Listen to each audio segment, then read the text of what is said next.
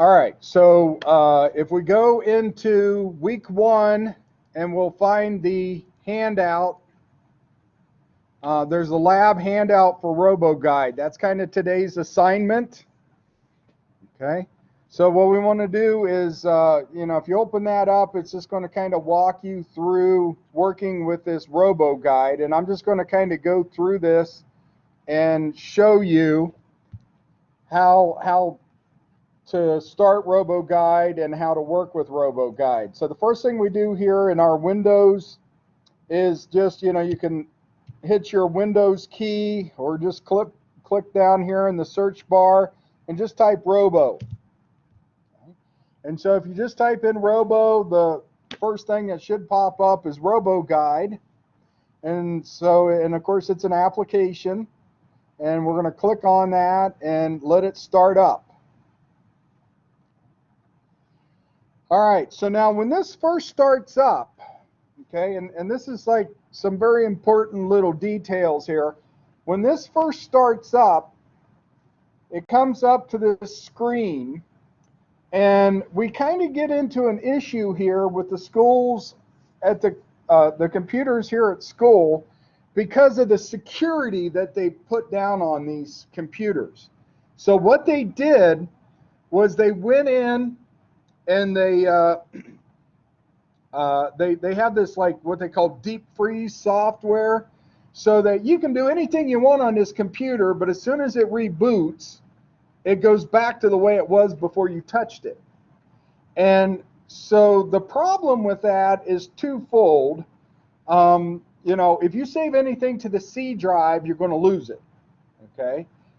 Because they force these things to like reboot every day at midnight. So even if you didn't intentionally reboot it, the college does it, and they do that to prevent viruses and things from getting in on the software. So with that aspect, I mean, it's a good tool that they use, and it really works nice because it helps prevent getting viruses installed on every computer in the school, which would of course be a disaster. So that's why they use the software. But with Roboguide, we have to be careful. We need to make sure that we save our files if we want to open them again, okay? And so we can't save it to the C drive, which is where it wants to save it. So before we actually even create a new work cell, we want to come up here to Tools, and under Tools we're going to go down to Options, and under Options there's a lot of different things there, but we want to click on the General tab, and right here at this General tab, then it has a work cell path. And so we don't want to use the default work cell path. We want to change that to like our D drive, okay? So you can, if you click on the little folder here, you can come over there and you can choose the D drive. So you can scroll down to the D drive, and then you probably want to do a make new folder. So you want to make a folder and just, call it, put your name there, your first name, your last name, or both, whatever you prefer. But create a folder on the D drive with your name on it. So I'm going to say make new folder here, and I already have one, so I'm going to call this Hartman 2. Okay, just to show you here. So they're going to make this Hartman 2. And then there's this backup path. You probably want to make the backup path exactly the same. Okay. Now don't change that third one, which says image library path. You don't want to change that one. But you want to definitely change these first two to be at on the D drive, so that when you come back, now notice you'll have to come back to the same computer. Okay, but when you come back to that computer, that file will be there. Now another option is, after you've saved your work and exited this, I mean, you still need to do this and make sure it's on the D drive, but then when you close out of Roboguide, right, you can upload this to your Google Drive or copy it over to a flash drive so you have a backup copy of it. All right, so I highly recommend you have a backup copy for two reasons. Number one is if you want to go work on it on the computer in the B hallway, you need to be able to access it. So, because you don't want to have to start again. If you already been working on it for a couple hours, you don't want to start from scratch again. So you want to copy it either up to your Google Drive or copy it onto a flash drive. But don't try to open it from your flash drive or your Google Drive. You need to copy it back onto the D drive on the computer you happen to be at, and then open it. Okay. Does that make sense? All right, so then we're going to click on OK. Now notice here, you could click on Apply, but by clicking OK, you are applying it. All right, so you can go back in just to double check that. But a lot of people think, oh, you have to click on Apply. Well, OK actually automatically applies. So you can click Apply first if you feel like it. Fine. All right, so now we've got the software pointing to our directory on the D drive. So when we create a new work cell, that's where it's going to put it. And so now I'm going to come in here and I'm going to say new. Okay, so I want to create a new work cell. And the first thing it wants is a name. And usually I give you a name in the lab. So if we flip back over to the lab window, scroll up at the top, see I give you a name here, lab01_startup. So that's what I recommend naming it. I'm not going to grade you on that. If you name it something else, that's fine. But it helps to make the names something useful. If you just call it Lab 1, it's kind of useful, but then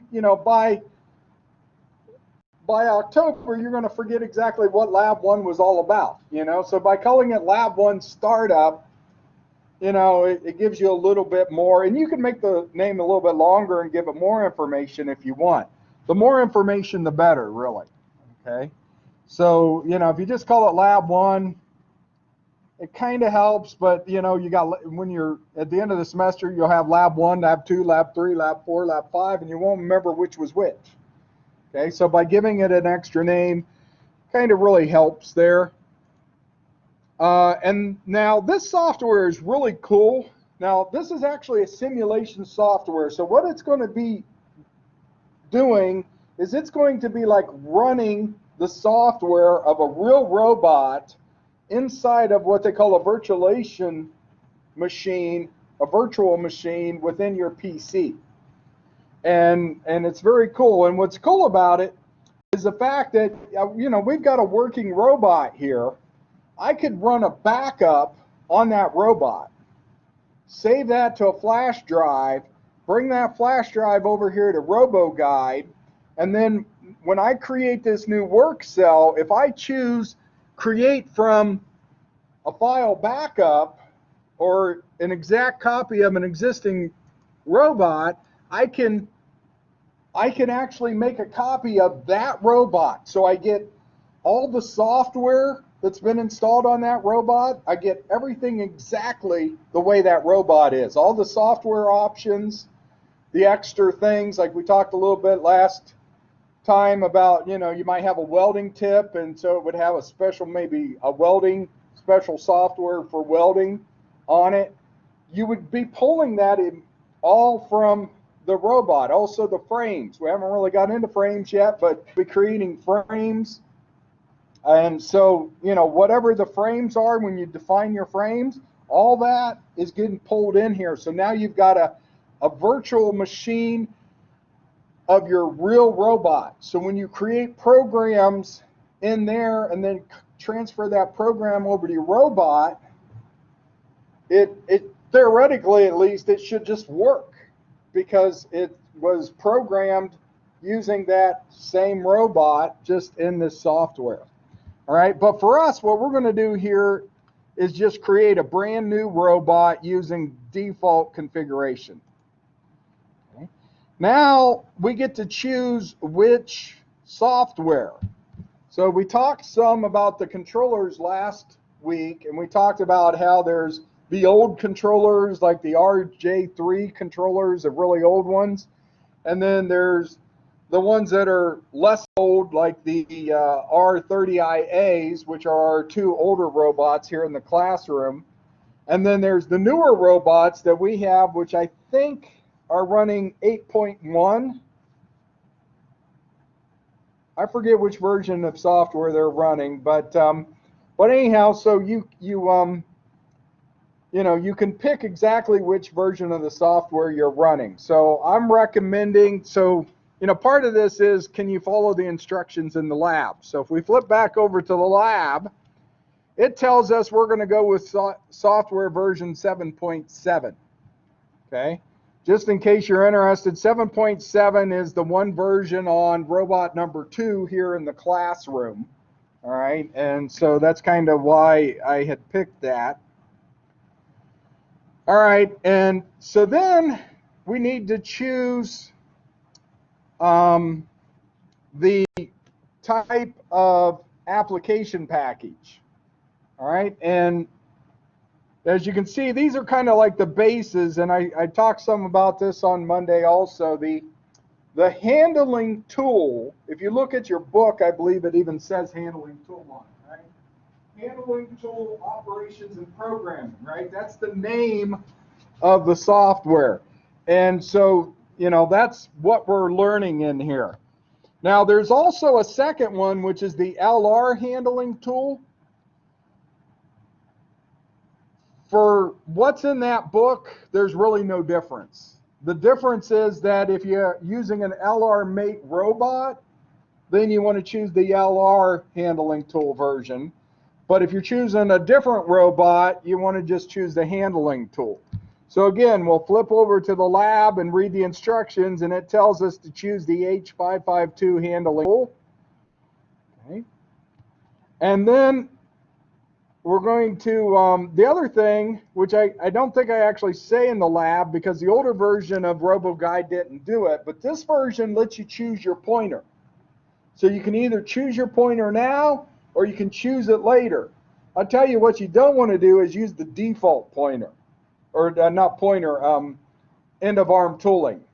Okay, this thing is like a 3-finger gripper thing.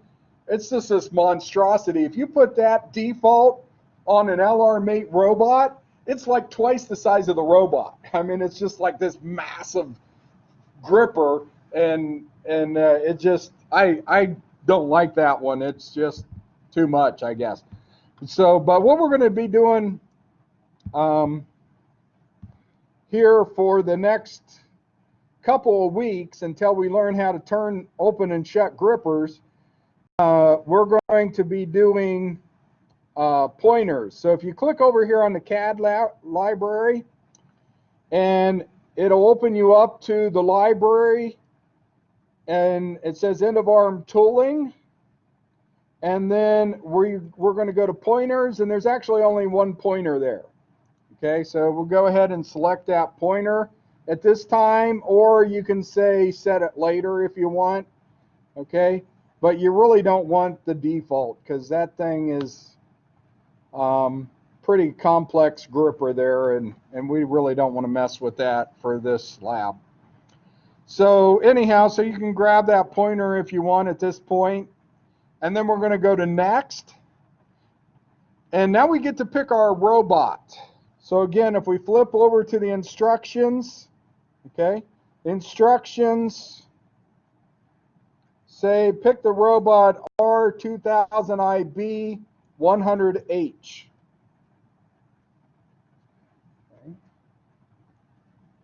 2000IB 100H. So this is the robot that we're going to choose. And then there's a whole bunch of software options that you can choose. Okay. Actually, the next screen is the motion groups. Okay. And so if you wanted to have like a conveyor belt or 2 conveyor belts or whatever, you could add these motion groups here. We're going to just hit next. We're not going to add any extra motions. And then there's a whole bunch of software options. I talked some about these the other day.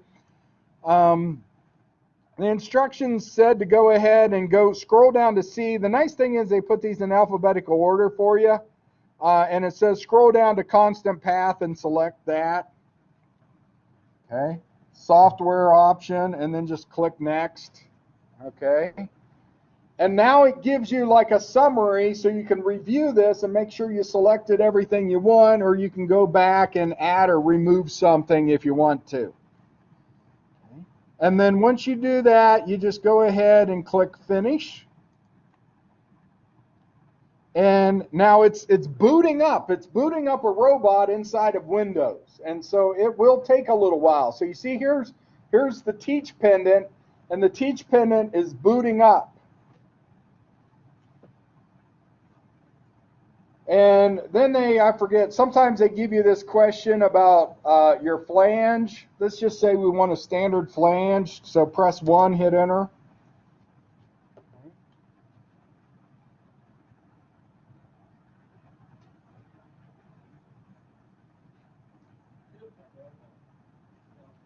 You couldn't find what? You have to scroll. Yeah, we're on robot model. Yeah, scroll back down. I think you got to put your cursor right here and move it over. No, right in between the two. There's a line in there. You see that line between type and order? There's a line between type and order up here. There you go. Oh, well, maybe that's too far. No, I guess you need the description. It's in there. Oh no, you chose LR handling tool. You got to go back and choose handling tool. Okay. That's what it was. All right. So now, if you give it enough time, yes, Joe. Huh?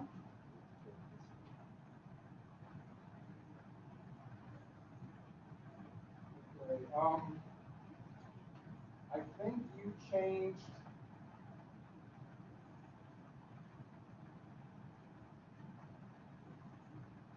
You changed the third one. I said don't change the third one. Okay, so it doesn't know. It doesn't know where the path of where those are at. I said change the first two, not the third one. You changed the third one. Okay, so it just can't find a graph. For today, don't worry about it. It's not that huge of a deal. And then what you can do, because when you reboot, it'll forget what you changed it to anyhow. So, because the path is this great long thing, I can figure it out, but it's not that big a deal. Because I don't really care about end of arm tooling today. Okay, so we're not really doing anything for this class with the end of arm tooling, so it doesn't matter if you didn't attach it. Don't worry about it. Okay. All right. So so once you get up here, you can see here's our robot, and it's got a little green axis down here. Okay, and there's this screen with a lot of green on it, with like a black background and a lot of screen, and that gives you the instructions on what you can do with your mouse and how you can kind of move around in this virtual. Remember, this is like a work cell, and it's and we can kind of look at it from different angles, and we can zoom in and zoom out, and that's what these instructions are telling you. If you look right above here, there's a little mouse icon. If you click on that mouse icon, those instructions disappear, and then you're like, oh, I can't remember what they are. Well, you can always just click on it again to get those instructions back. All right, now, if you look at the robot, you see it's got the little Cartesian axis, X, Y, Z here, and it's green. I've learned this the hard way. That is green, and the little hash marks, the little squares there, are the floor of your factory. Now, if you use a right mouse, don't click on the robot, but just click in the gray somewhere, use your right mouse, And you can swing this around. So see, like right now, we're underneath the floor looking up through the floor to see our robot. You see how you can just barely see the robot there because I'm looking underneath.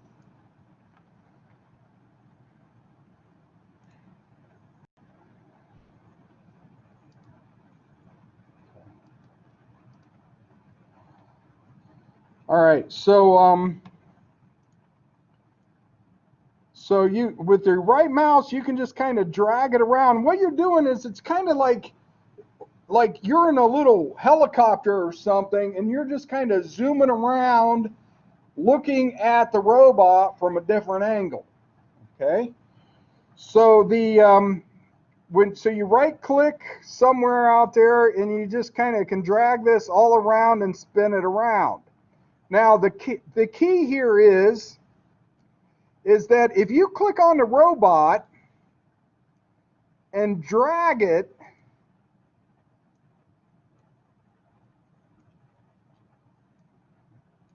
so if you click on this robot, you can actually drag the robot. So like right now, just drug the robot, and it's now underneath the floor. Okay, it's sticking out of the floor now. You see that? So this is kind of a bit of an annoyance in a way. They do this so when you first add your robot, you can put it where you want.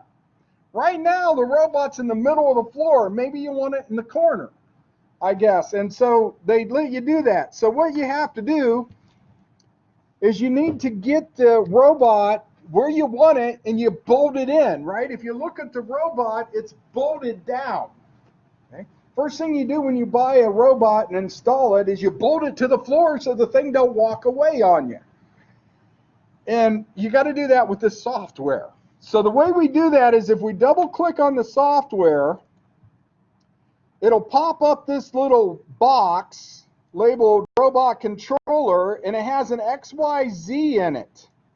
And you see that right now, the X and the Y's are 0, but the Z is minus 628 millimeters. So that means that this thing is almost a meter below the surface of my floor. So what I'm going to do is I'm going to force that back to 0. Okay, and then you see that the apply button, now I can click the apply button, and I can see it moved the robot back, and it's mounted on the floor. And then what I'm going to do here is I'm going to click on this lock. See, it says lock all location values. That's me bolting this thing to the floor so it won't walk away on me. Yes. I double clicked on the robot. Yeah. Double click on the robot.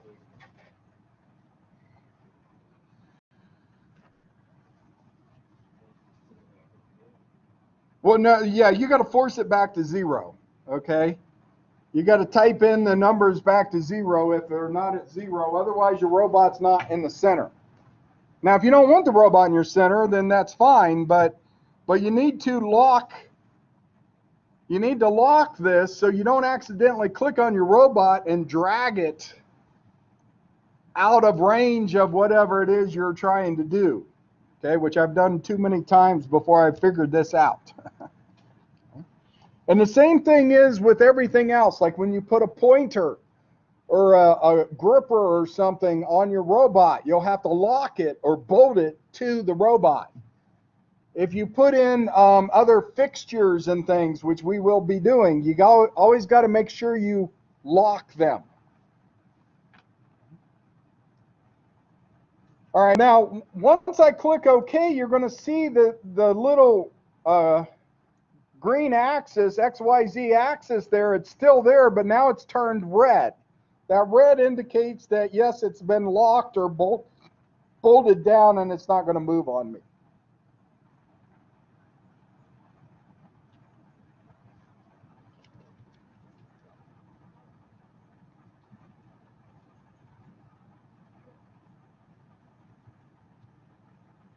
What's that? Okay. All right. So let's go ahead and just look at the lab here and see what other questions or whatever I'm asking in the lab. Let me open it up in Adobe so we can read it easier.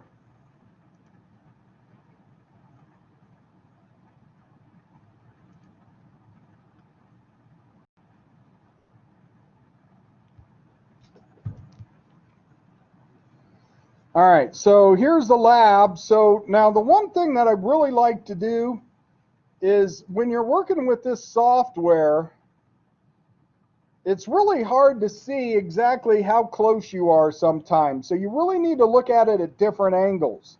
So the one thing here with this software we can do is we can come up here to Window, 3D Panes, and we can tell it to give us multiple views or panes to look at.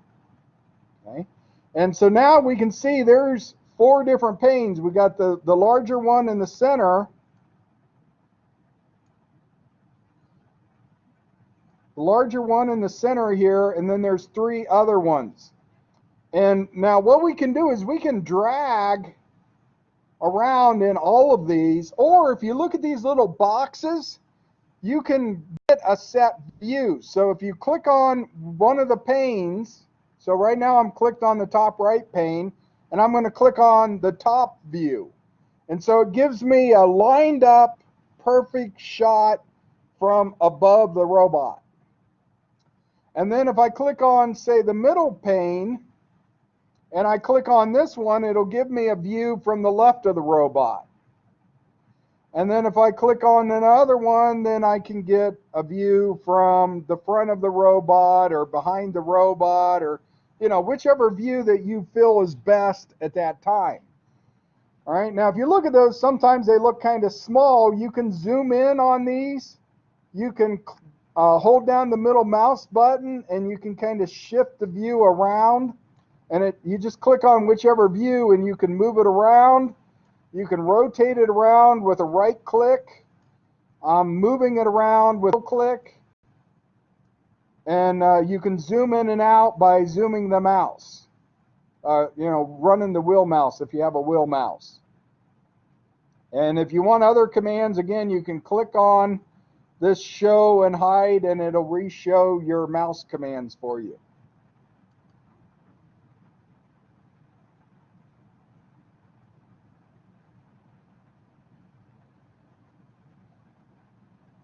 All right, so that's how we get those 3 window panes. And like I say, when you're trying to get really close in at a location, it really helps to look from multiple angles, because you might think, okay, I'm going to bring these 2 points together, and you look at them and you're like, oh, hey, look, these 2 points are together, they're lined up. But if you look from a different angle, they're not lined up. They may be way off. Okay? And so by having multiple angles, it really helps you pinpoint where you should be at.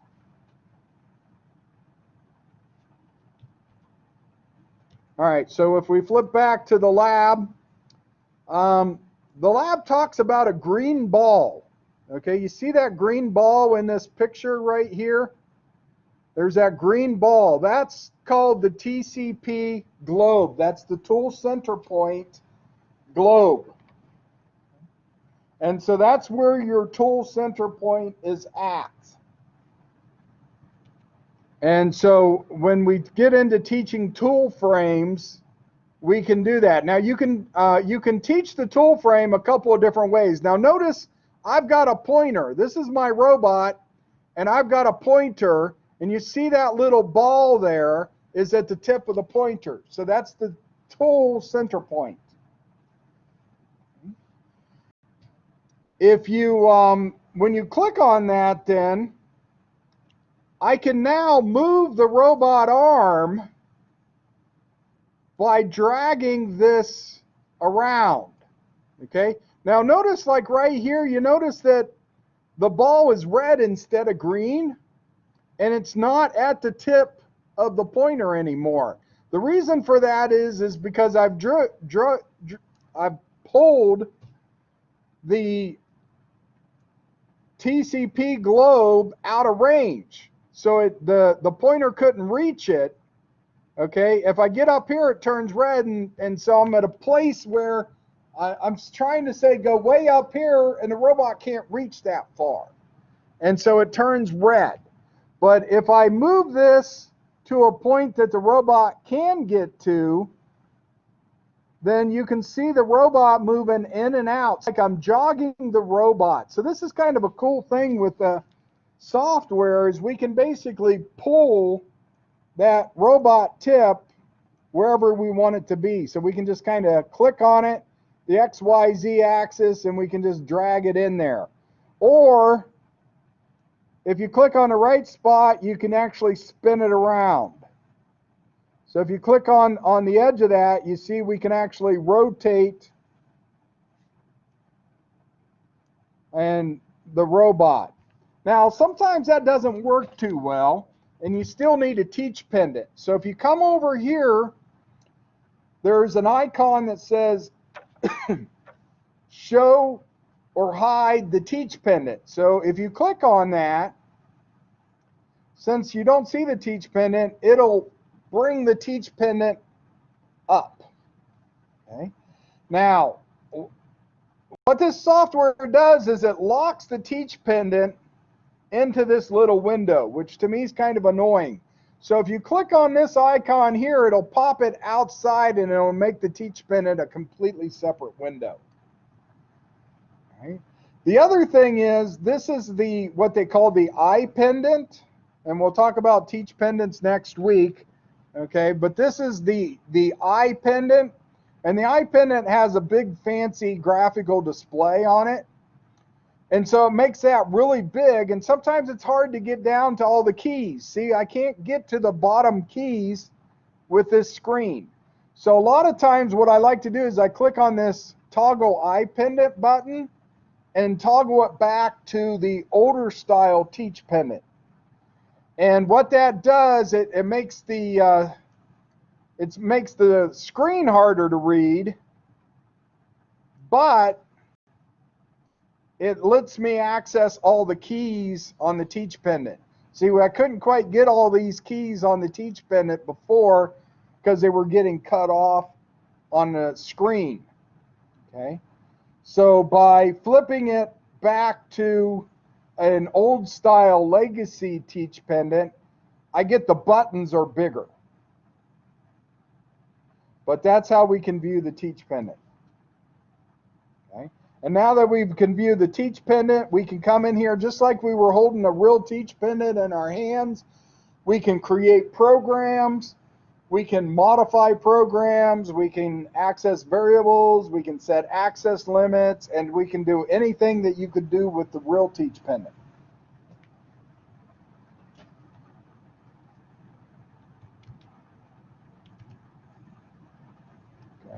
Now, the only problem with this is now the teach pen is up on top of your screen, so sometimes you got to push it out of your way so you can read other things on your screen.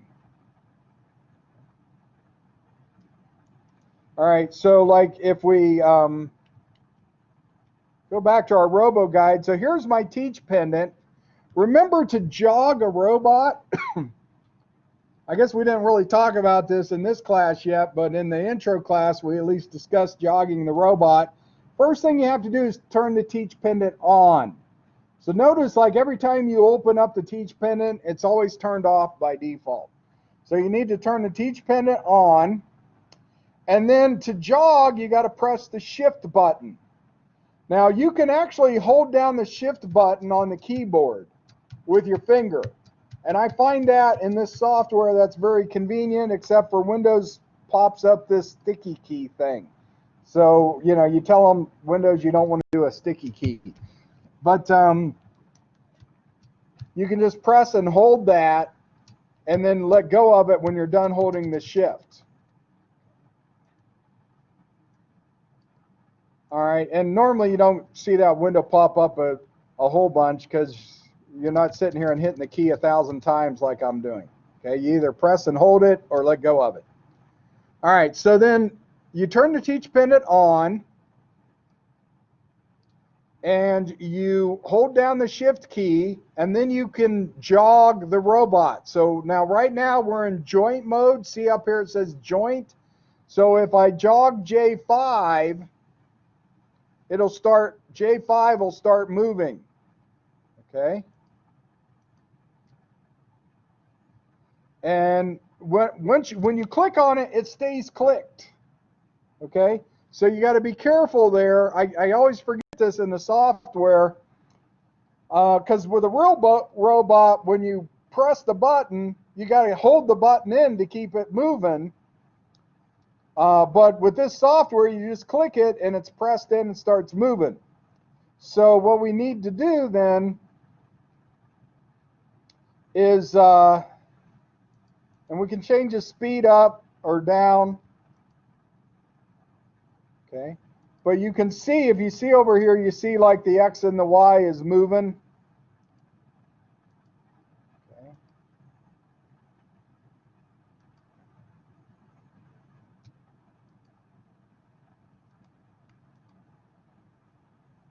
All right, so we can jog that. Now, it looks to me like my font size I've got on the screen right now is not quite right, and my axes 4 and 5 are kind of messed up. I think they're joined together or something here, but let me flip my teach pendant back, because I changed the size of my teach pendant, and I think that confused it.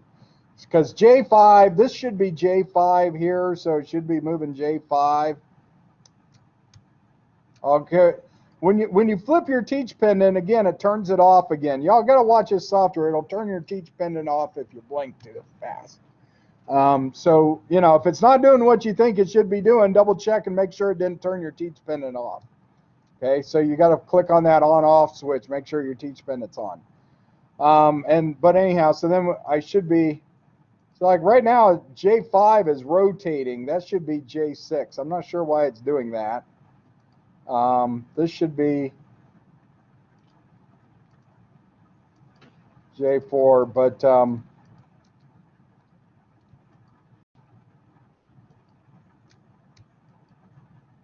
right. Now, one thing nice about the software too is they have this position button. So you can press the position button, and number one, it'll tell you your current position, or you can type in some position.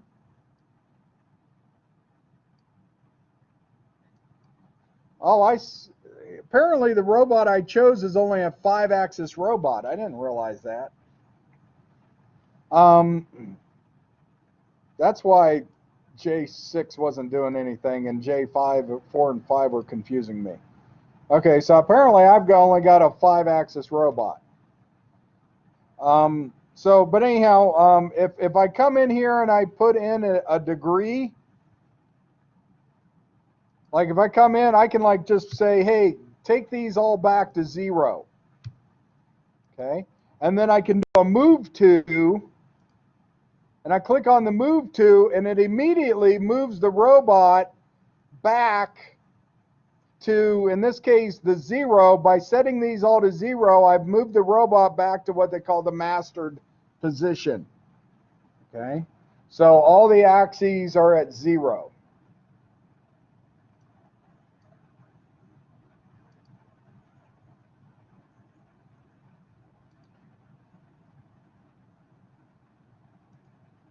All right, so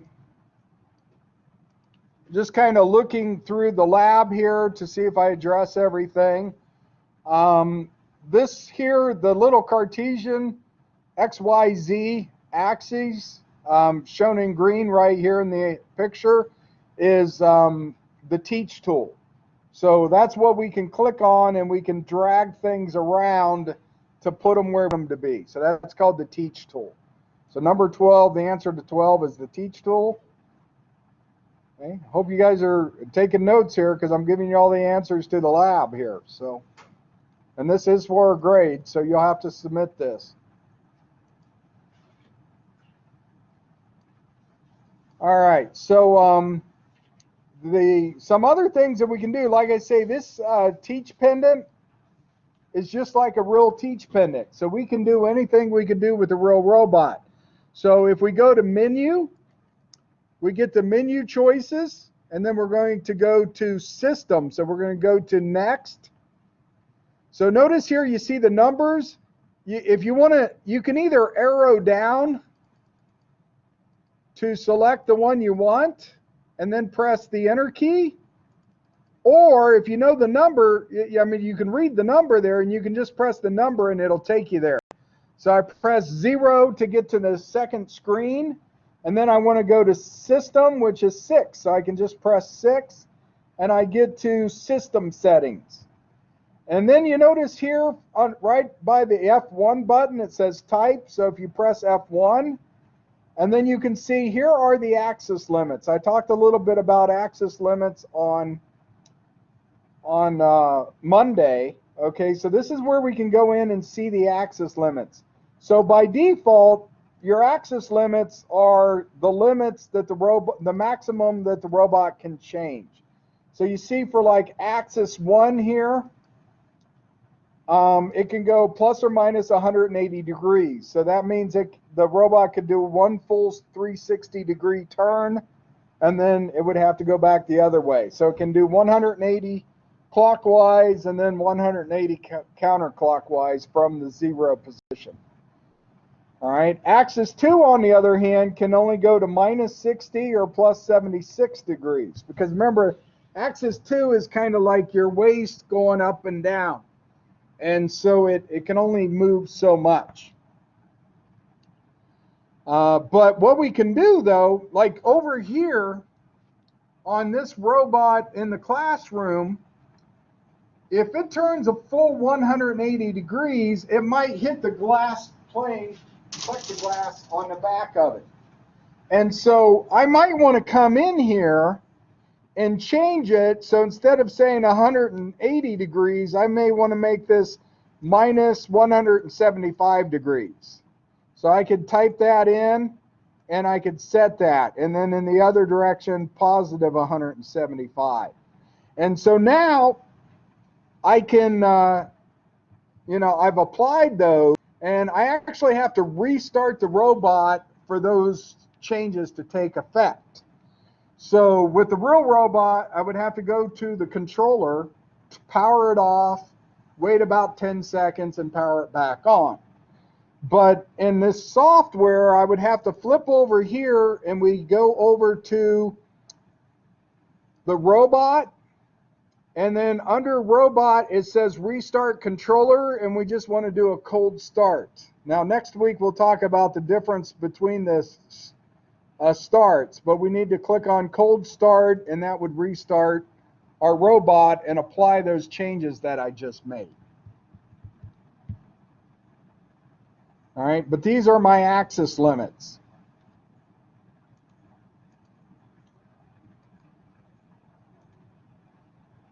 Okay, we can also look at variables. Okay, there's all kinds of system variables, and I talked a little bit about that last time. We'll get detailed into it. In Chapter 7, we'll talk about files, and at that time, I'll also talk about these variables. But for right now, if we just want to view the variables, if we go to Menu, and then we want to go to the system again, so we have to go to Next. So I can arrow down to the word next and hit enter, or I could have just hit the 0. And then I want to go to system, so I can arrow down to system or simply press 6 and then hit enter if I did that, and then I go to type. And number 2 there then is variables. And so when you look here, you see that with this particular robot, I have 658 variables. So you see on this screen up here at the right, it says 1/658. So there's 658 variables. However, that's a little misleading because a lot of these variables have like subcategories. So these are the primary categories. There's 658 primary variables, but the variables will have subsets to them. Okay? Now, let's say that I knew that I wanted the variable, the 425th variable. If I press the item key and then go 425 and hit enter, it'll immediately take me down to 425. If I use the arrow keys, I'll move one variable line at a time. If I press and hold the shift key and then hit the up arrow or down arrow, I'm going to move about 10 at a time. So that's how we can kind of go through really fast. Okay, so I can hold the shift down and then press my arrow keys and jump basically a screen full at a time. Or if I know about, like here, I'm telling you I want to go to the P group. PA is my variables. The nice thing is these variables are in alphabetical order. Okay, so let's say that I wanted to go to a variable that starts with an S. I'm not really sure where they're at, but I'm going to guess they're about 520. So I hit item 520, hit enter, and I see, hey, I hit the S's. Okay, and so if I wanted to do the P's, I could, again, hit item, go to 400, enter, and I'm in the P's. And then from there I can arrow up and down till I find the one I want. Okay, because there's no way, unless you were just in it before, you probably aren't going to remember the variable you want's line 580. You're not going to remember that unless you go there a lot. Then you might, but most of the time you're just kind of guessing, but they're alphabetical order, and so you can make big jumps by saying, okay, well, I want R's and I'm in the P's and I'm at 380, so let's go to 460. So I hit item 460, hit enter, see where I'm at. Okay, and hey, look, I'm in the R's at least. But then now notice here then when you go into some of these, like this one says there's 8 of these. So if I hit enter, I then get into those. And sometimes there's a, so this is like a subgroup underneath of the main group, RD2 type. And to get back, you just hit that previous button, and that'll take you back to the previous screen.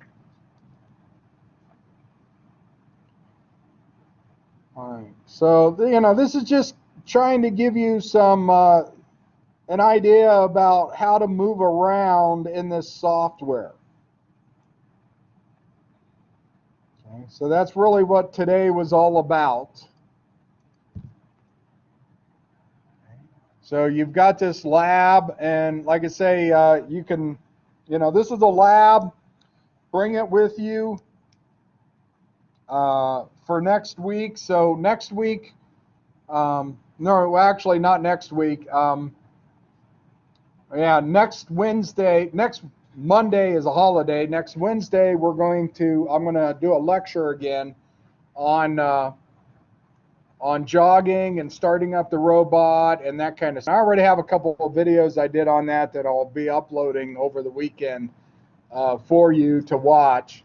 But we'll talk about how to start up the robot, how to jog the robot, and then the following week we'll actually have those labs. So, but this is a lab that's due, but I mean, you don't have to have it done by next Monday, okay? Because you may not have a chance to get the Roboguide. But remember, Roboguide's here at school in the B2, in the B hallway on the second floor, or in this room. If this room's open, you can sign in during normal day hours. You can sign in and work on Roboguide in C205 here.